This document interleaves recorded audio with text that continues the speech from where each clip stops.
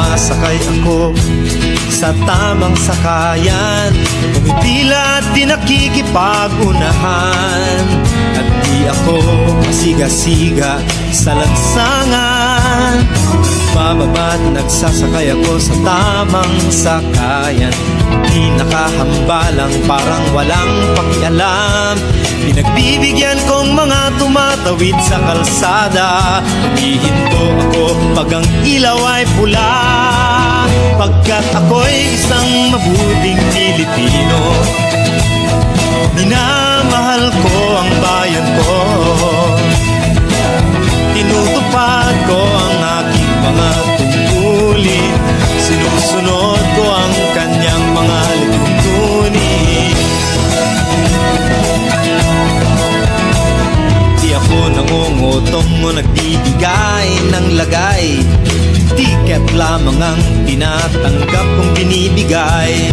Ako ay nakatayo doon mismo sa kanto at di nagtatago sa ilalim ng puno. Di ako nagkakalat ng basura sa lansangan, di bumubuga ng usok ang aking sasakyan. Inaayos kong mga kalat sa basurahan, inalagaan kong aking kabaligiran, pagkat ako'y isang mabuting Pilipino. Minamahal ko ang bayan ko, tinutupad ko ang aking mga tungkulin, sinusunod ko ang kanyang mga lituntunin.